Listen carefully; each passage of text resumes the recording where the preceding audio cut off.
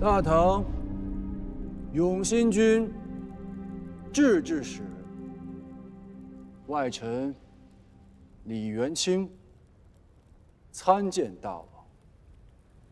使君来此，是为了国家，还是为了生意？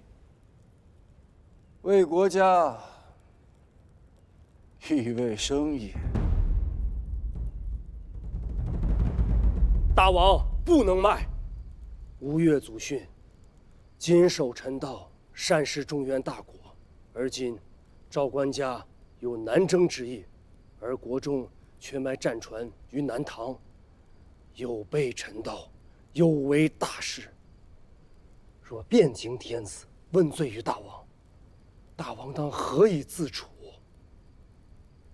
阿俊也说说。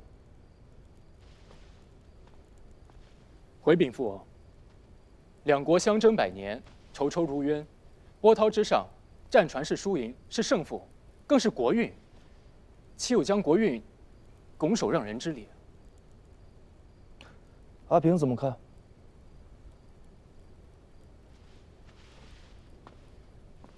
回禀父王，儿臣不知。你自然不知，如此大事，亦不用你知，随便说说即可。敢问那位使君出了什么样的价钱？大郎兄，在百人之走葛，银券1000两匹；在百人之蒙冲战兆，银券15000两匹。至于可在300人以上的斗舰，银券10万两匹。敢问相公，国中新造战船未与列装者，得有几何？自去年正月至今，新造斗舰8艘，其中战兆60有7，其余飞索走葛，计略不详，200、300艘总是有的。大伯父，那是为国中水军所造，用来替换老旧战船的。世子说的是。父王，儿臣不知那些替换下来的老旧战船，依例如何处置？你说该如何处置？大郎兄的意思是，将那些替换下来的旧船折价卖与南唐。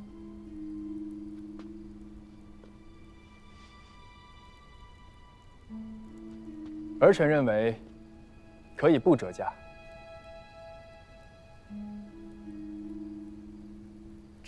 难道旧船也按新船的价格卖？谁说那些是旧船了？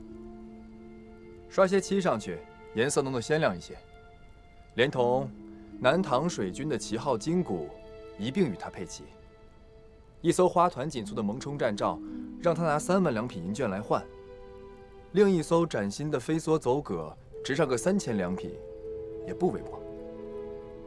至于巨舟斗舰，更是有价无市，天底下没处买去。30万两银券的价格，是断不容他商量的。父王，我儿会当家。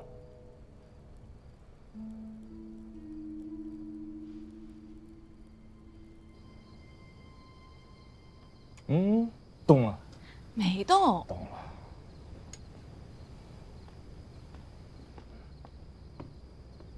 哎，父王，母妃。来，准备的如何了？父王，真的让儿臣去与他谈。阿平，你父王是个坏人，年轻的时候啊坑过人一刀，如今又叫你去坑人一刀更狠的。知道该如何与他谈吗？难不成真的那般去谈？儿臣在殿上都是浑说的，当不得真。军国大事，确实不当如此儿戏。该你了。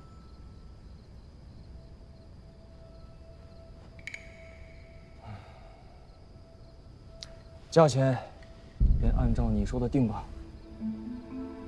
不过，姑不要银券，让李家拿粮食来换。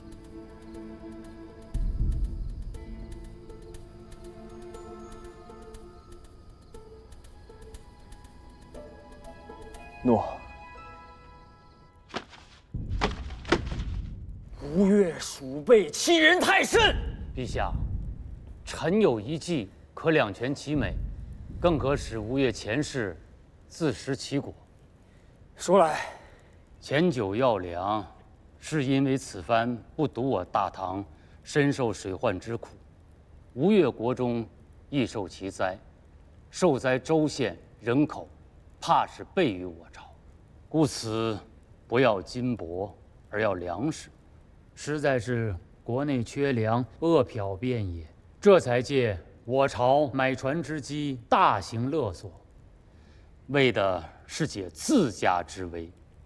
既如此，陛下可将计就计，先将粮食与他，催其交割战船。7个州，20几个县，10几万的灾民等着赈济，府库中的存粮都拿来换了战船，朝廷难道要看着灾民活生生的饿死吗？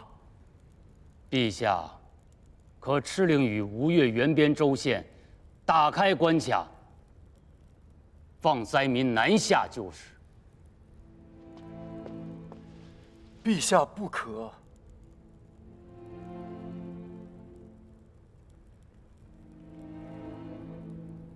陛下，民乃国之本啊！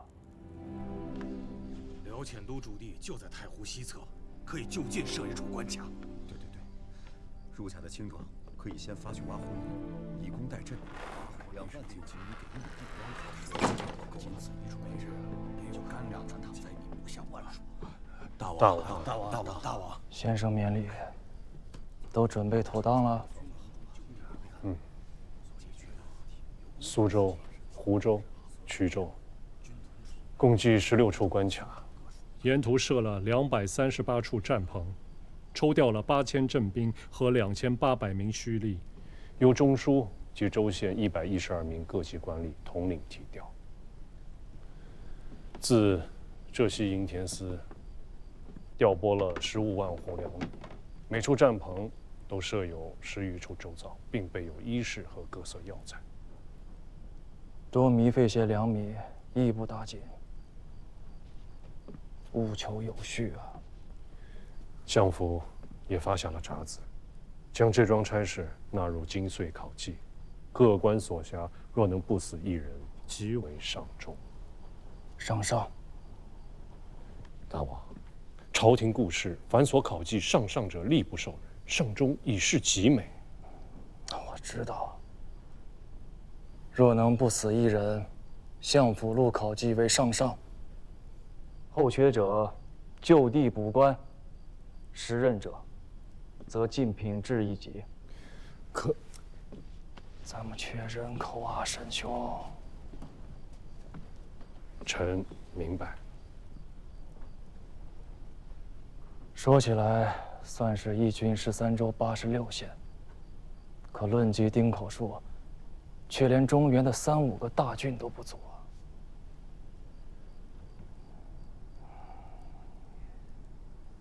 想明白了吗？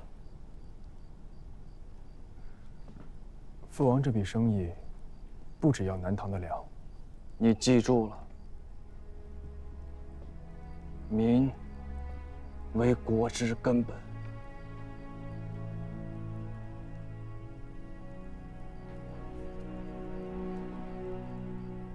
所有人排成2队，排好队，不要在此停留，领了吃食，接着往前走。不要在此停留，领了吃食，接着往前走。排好队，头站在5里之外，头站在5里之外。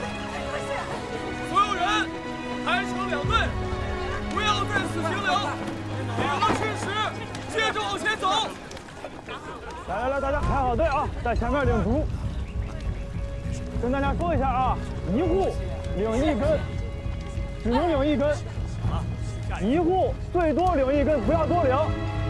1根签就是10亩田。哎，不要急。到了台州，今岁有田，明年起屋。田房有教，3年之内捐赋钱粮，全免。吴越核心腹地，地势平坦，土壤肥沃，且雨量丰沛，尤以水稻种植，素为鱼米之乡。此区域远离与邻国的冲突前线，相对安定，安置灾民于此垦植，既解决其生计之困，促其发展，亦加速吴越核心区的开发，充实国力，巩固统治根基，可谓一举多得。